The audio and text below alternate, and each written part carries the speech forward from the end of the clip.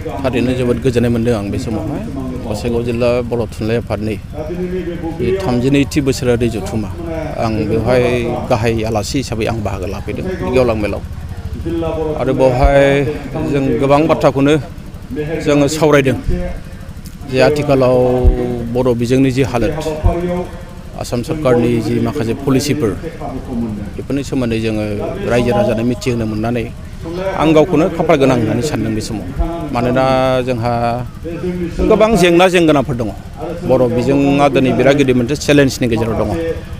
जे माब्रैहाय जों बिजोंखौ लाखिगोन फरायसालिखौ जों माब्रै लाखिगोन बेफोरनि सोमोन्दै निश्चय जों दिनै माखासे गोदान पलिसि जों लानांगोन आरो जोंहा आसाम सरकारनि सायाव जोङो माखासेखौ सोनारनो गोनां जायो बिटिआर गभर्नमेन्टआ जिहेतु दंब्लाबो बिथांमोना माखासे खामानिखौ मावनो हाया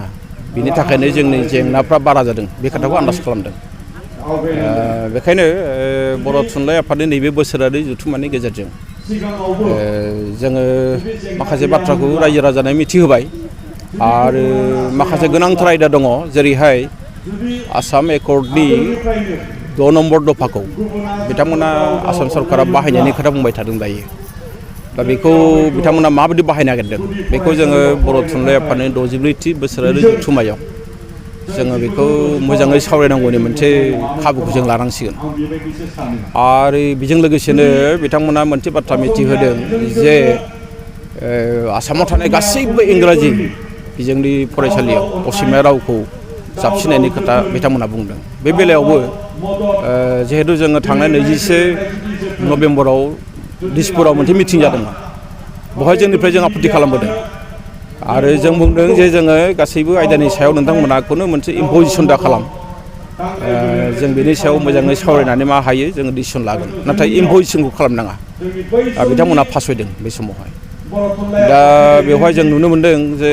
बर' थुनलाइ आफादखौ गुबुन थुनलाइ आफादफ्रा सापर्ट खालामाखै मोनसेल' थुनलाइ आफादा जोंखौ सापर्ट खालामदों बे जाबाय बंग साहित्य सभा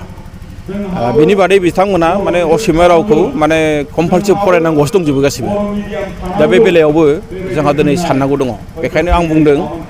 जे जोंहा जिहेतु बर' थुनलाइ आफादनि बोसोरारि जथुम्मा मोनसे जारिमिनारि जथुम्मा जानो थांगासिनो दं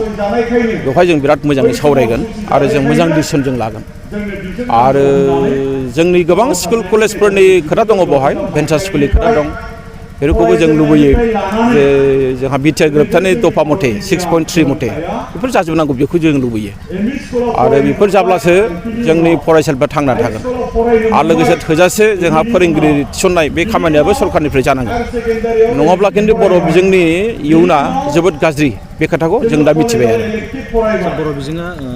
थैलांगासिनो दं बेनि गुबै जाहोनखौ मा होननानै नोंथाङा बुङो बेवहाय मोननै दङ गाहायै मोननै मोनसे जाबाय सरकारनि पलिसि 1 नम्बराव सरकारनि पलिसि आरो 2 नम्बराव जोंनि साननाय हनाय जोंहा दिनै ओरैबायदि साननाय फैबाय जे इंराजि बिजों फरायाब्ला जेबो जाला